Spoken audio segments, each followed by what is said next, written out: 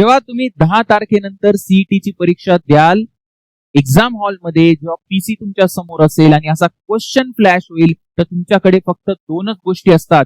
एक म्हणजे क्वेश्चन वाचायचा, दुसरा म्हणजे क्वेश्चन सॉल्व्ह करायचा. मध्ये कुठला फॉर्म्युला वापरू आणि तो फॉर्म्युला येत नसेल तर समहाऊ मी डिराईव्ह करतो, यासाठी बिलकुल वेळ नसतो. तिथे मेमरी काम करत नाही, तर मसल मेमरी काम करते. क्वेश्चन दिसला सॉल्व्ह कर, क्वेश्चन दिसला सॉल्व्ह कर, क्वेश्चन दिसला सॉल्व्ह कर. आणि जर ती मसल मेमरी पॉवरफुल पाहिजे असेल तर revision is the most important factor. जे आपण 2 वर्ष प्रिपेअर करतोय, तर ते आपल्याला शेवटी घेऊन जाता आलं नाही तर त्या प्रिपरेशनचा काहीही उपयोग नाही. आय नो बऱ्याच विद्यार्थ्यांचा प्रॉब्लेम आहे की सर आम्ही वाचतोय पण आम्हाला वाटतंय की आम्ही विसरतोय, आम्हाला फॉर्म्युले आठवत नाही, कन्सेप्ट आठवत. तर मग आता काय करावं? तर इन डिटेल या व्हिडिओमध्ये मी रिव्हिजन बद्दल सगळ्या गोष्टी डिस्कस केल्या. याच्यानंतर रिव्हिजन साठी तुम्हाला काही बघायची गरज नाही, नीट लक्ष देऊन ऐका मी काय म्हणायचा प्रयत्न करतोय. सगळ्यात पहिले आपल्याला रिव्हिजन का करावं लागते, त्याचं सायंटिफिक रिझन हे आहे की आपली मेमरी ही शॉर्ट टर्म असते. आपल्याला एखादी गोष्ट आयुष्यभर लक्षात राहत नाही. विथ टाइम त्याची जी मेमरी आहे किंवा इन्फॉर्मेशन आहे ती अशी डिके होत जाते. तर हा जर तुम्ही ग्राफ बघाल तर आज जर मी एखादी गोष्ट वाचली या क्षणी, तर एका दिवसानंतर ती गोष्ट मला फक्त 60% रिटेन्ड राहते. जसं तुम्ही एखादा कॉन्सेप्ट वाचताना खूप भारी कळतो, पण एका दिवसानंतर असं वाटतं यार या कॉन्सेप्ट मध्ये तेवढं भारी फिलिंग येत नाही जेवढं आधी आलं होतं. आणि 2-3 दिवसानंतर असं वाटतं अरे यार हा कॉन्सेप्टच मी पहिल्यांदा वाचायला लागलो. हा जो डीके आहे ना, हा जो मेमरीचा डीके आहे, हा डीके थांबवायसाठी आपल्याला इथेच डे 1 लाच याला पकडून थोडस वरती घ्यावं लागतं. म्हणजे हा डीके झाला. आता परत एकदा जेव्हा तुम्ही ती वाचाल, कशी वाचायची काय करायचं मी सांगेल, तेव्हा परत ती इन्फॉर्मेशन इथे येते आणि मग हळूहळू ती डीके होते. पण जसं आपण पहिली रिव्हिजन मारतो तसं हा जो रेट ऑफ डीके तो कमी होतो. म्हणजे आता हळूहळू ती गोष्ट आपण विसरणार आहे. आणि तशा 2-3 रिव्हिजन झाल्या तर एकदम हळू स्लो डीके होतो. म्हणजे जवळजवळ 90 to 100% आपण इन्फॉर्मेशन रिटेन करतो. This is the logic behind revision. आता विषय असा आहे सर की सगळ्यात मोठ्या चुका काय करतात विद्यार्थी? सगळ्यात मोठी चूक एक तर प्लॅनिंग नसणे. There is no planning of revision. मी माझं फक्त पुढचं करत चाललोय, मागचं सगळं सपाट होत चाललंय, फक्त सपाट होत चाललंय. वाटेल मला अरे वा मी किती चांगला अभ्यास करतोय, किती चांगला अभ्यास करतोय, पण जेव्हा पेपर द्याल तेव्हा तुम्हाला कळेल की अरे यार शिट काय चाललंय, मग काय चाललंय. तर झिरो प्लॅनिंग, रिव्हिजन बद्दल काही प्लॅनिंग नाही. आणि त्याच्यापेक्षा गंभीर गुन्हा म्हणजे फॉर्म्युला रीड करणं. बरेच विद्यार्थी फॉर्म्युला रीड करतात.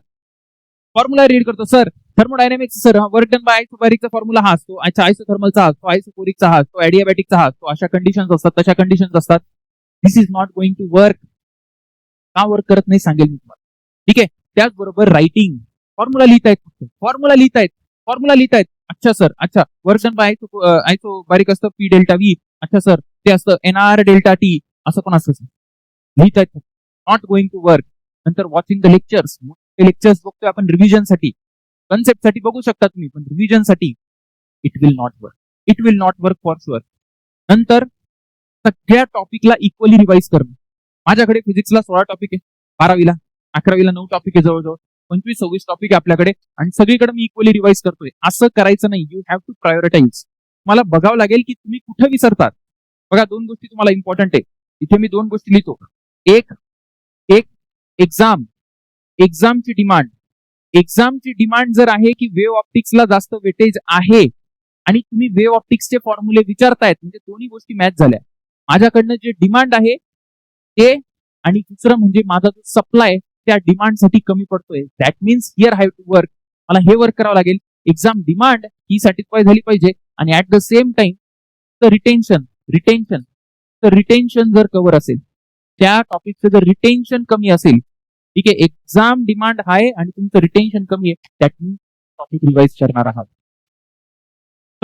सपोज एखादा दुसरा जर चॅप्टर घेतला, suppose Newton law of motion, त्याच्यामध्ये खूप सारे काय म्हणतात फॉर्म्युलेज आहेत सपोज, पण त्याचा वेटेज तेवढा नाहीये. That means exam demand is not high, कारण तो 11वीचा टॉपिक आहे बरं का. Exam demand is not high and my retention is moderate.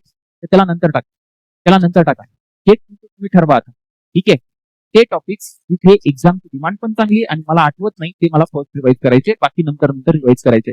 नंतर मल्टिपल सोर्सेस ऑफ रिव्हिजन. एवढे सारे पुस्तक आहे, ह्याचा व्हिडिओ बघ, त्याचा व्हिडिओ बघ, ह्या क्लासचे नोट्स, त्या क्लासचे नोट्स. बघा काय फॉलो करायचं हे तुम्ही ठरवा. But always remember single source असला पाहिजे. Single source. आपल्या ब्रेनचे पण काही लिमिटेशन्स असतात. ज्यावेळेस आपण एखादी गोष्ट सारखी बघतो, तिथे जातो, तेव्हा ते ब्रेन कम्फर्टेबल होतं त्या इन्फॉर्मेशनला आणि मग तेव्हा त्याचं रिटेन्शन चांगलं होतं. एखाद्या नवीन जागेत तुम्ही गेल्या तर लगेच त्या नवीन जागेबद्दल तुम्हाला कळणार नाहीये. मला तिथे जावं लागेल, मल्टिपल टाइम्स जावं लागेल, त्याचं निरीक्षण करावं लागेल, मग ते तुमच्या मेमरीमध्ये बसेल. या गोष्टी एकदम क्लिअर असल्या पाहिजे. एक तर तुम्हाला प्लॅनिंग करायचंय, कधी रिव्हिजन करायचं, काय करायचं, कसं करायचं मी त्याबद्दल सांगेल, टेक्निक्स डिस्कस करेल. त्याच्यानंतर हे का नाही करायचं याच्याबद्दल बोलू आपण. इक्वल रिव्हिजन नाही करायची कधी पण. आणि नंतर काय sir, multiple source of revision नको, सिंगल सोर्स पाहिजे. आता विषय असा आहे की सर आम्ही फॉर्म्युले वाचले तर काय गुण आहे, आम्ही नुसते लेक्चर बघितले तर काय गुण आहे, फॉर्म्युले लिहिले तर काय गुण आहे. बेटा what you are missing is interlinkage. काय पाठ कर, तुला सांगतो काय पाठ करशील की एनर्जी ऑफ फोटॉन किती आहे, एच इंटू एफ.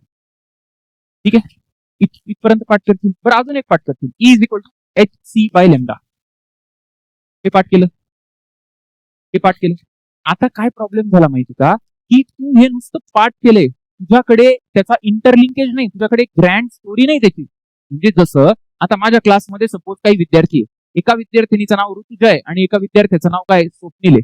सपोज मी म्हटलं ऋतुजा, आता त्या मुलीचं नाव मला कसं लक्षात राहील, त्या विद्यार्थिनीचं तेव्हा लक्षात राहील जेव्हा तिच्या क्वालिटीज बद्दल मला कळेल. ती क्लासला रेग्युलर येते, नोट प्रॉपर फॉलो करते, सरांना रिस्पेक्ट करते. अच्छा, स्वप्नील बद्दल जर कळालं की नाही त्याचं लॉजिक खूप भारी आहे, त्याचा सब्जेक्ट खूप भारी आहे, ठीक आहे, तर मला ना त्या व्यक्तींबद्दल माहिती पाहिजे, काहीतरी स्टोरी पाहिजे, त्यांच्या आजूबाजूच्या गोष्टी माहिती पाहिजे. Then only I can remember they. त्याशिवाय मला ते आठवणार नाही. What I am trying to say is, मला याचा भावार्थ माहिती पाहिजे. This is the energy. Photon is a packet. एका पॅकेटमध्ये किती एनर्जी असते, तर H into F in terms of frequency, आणि which can be written as C by lambda. फ्रिक्वेन्सीला सी बाय लेमडा लिहिता येतं. एवढंच नाही तर मला अजून एक फॉर्म्युले असते, याचे असे फॉर्म्युले असतात, 12,400 अपॉन वेवलेंथ ही एंगस्ट्रॉम मध्ये असते, है ना.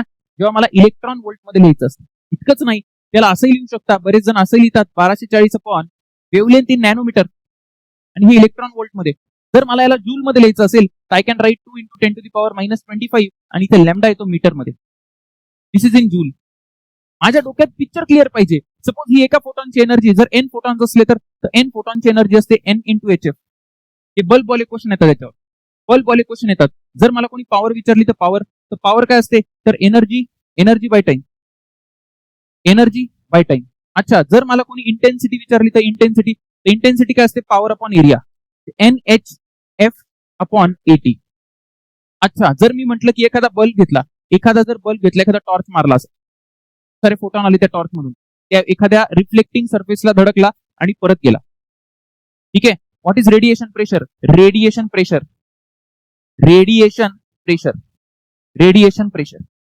रेडिएशन प्रेशरचा काय फॉर्म्युला असतो, जर परफेक्टली रिफ्लेक्टिंग सरफेस असेल तर 2I बाय सी, नाहीतर I बाय सी. तुम्ही कुठून सुरू केलं, एका फोटॉनच्या एनर्जीवर. फोटॉनची एनर्जी कशी लिहितात, ते वेगवेगळ्या युनिट मध्ये कसे लिहितात. ठीक आहे. इथे खाली काय असतं हे सगळ्या क्लिअर आहे. मला बल्बची पण केस माहितीये, पॉवर माहितीये, इंटेन्सिटी माहितीये, रेडिएशन प्रेशर माहितीये, सगळं माहिती. Everything is like a picture clear. मला बेटा एका गोष्टीपासून भरपूर साऱ्या गोष्टी तयार करता यायला पाहिजे. That is the power of interlinkage. आणि इंटरलिंकेज करताना माइंड नेहमी ऍक्टिव्ह असतं. बघा, जर मी नुसतं वाचलं हे फॉर्म्युले सपोज नुसते वाचले तर ते पॅसिव्ह रिडिंग होईल. मला त्याच्या आतमध्ये घुसून त्याला फील करावं लागेल, त्याला इंटरलिंकेज करावं लागेल, तुम्हाला तिथून जावं लागेल त्या मार्गाने, मला कळेल. तर तुम्हाला कळेल. मला जसं केलं, फॉर एक्झाम्पल तुम्हाला कोणी सांगितलं, हा चला इकडे एक झाड आहे, तिकडे थोडंसं पुढून गेला तर तिकडे एक फळी लावलेली आहे. अच्छा, त्याच्या पुढे गेला तर एक हॉटेल आहे. मला तेव्हा चांगलं कळणार आहे जर स्वतःहून गेला आणि त्या झाडाच्या आजूबाजूला बघितला तर किती जागा आहे, काय, तो थांबला, थोडंसं फिरला तिथे, है ना, त्या पाटीला बघितलं, त्या हॉटेलला बघितलं, तिथे स्वतः जेवला. That is the difference. तर then how to do is, कसं करायचं सर इंटरलिंकेज. फर्स्ट मेथड आहे tabular form, fill in the blanks. इथे आपण काय करतोय, तुमच्या ब्रेनला ऍक्टिव्हेट करायचा प्रयत्न करतो. सपोज थर्मोडायनेमिक्सचे मला फॉर्म्युले रिवाइज करायचे, तर माझ्याकडे एक असा एक टेबल असला, ठीक आहे, टेबल असला पाहिजे आणि मी काय करणार, याला फिल करायला सुरू करणार. पेन्सिलनी फिल करू शकतात, मल्टिपल टाइम तुम्ही याला फिल करू शकता. सपोज मला जर कोणी विचारलं की इथं काय कॉन्स्टंट असतं, तर मला माहिती यार आयसोथर्मलला टेम्परेचर कॉन्स्टंट असतं, टेम्परेचर कॉन्स्टंट असतं, आयसोपोरिकला व्हॉल्यूम कॉन्स्टंट असतं, आयसोबारिकला काय कॉन्स्टंट असतं, प्रेशर कॉन्स्टंट असतं, आणि ॲडियाबॅटिकला काही कॉन्स्टंट नसतं, पण डेल्टा क्यू काय असतो, 0 असतो. बरोबर आहे. त्याच्यानंतर मी म्हटलं काय रिलेशन असतं आयसोथर्मलचं, तर मला माहिती पाहिजे PV is equal to constant असतं, है ना, P1 V1 is equal to P2. ठीक आहे. आयसोपोरिकचं काय असतं, आयसोपोरिकचं काय नाही, V1 is equal to V2. तर त्याच्यावरून जर तुम्हाला करायचं असेल तर P1 upon T1 is equal to P1 T2. ठीक आहे. तर असं हे फिल करत जायचं, असं हा पूर्ण टेबल फिल करायचं, पूर्ण टेबल फिल करायचं. आणि नेक्स्ट लेवल रिव्हिजन काय, next level revision is by comparison. ठीक आहे, म्हणजे हे तर झालं, आता मी कम्पेअर करणार आयसोथर्मल आणि आयसोबारिक कसं कम्पेअर करू. अच्छा, ग्राफच्या बेसिसवर कम्पेअर करता येते की ग्राफ, म्हणजे पीव्हीचा ग्राफ जर बघितला तर हा झाला आयसोबारिकचा.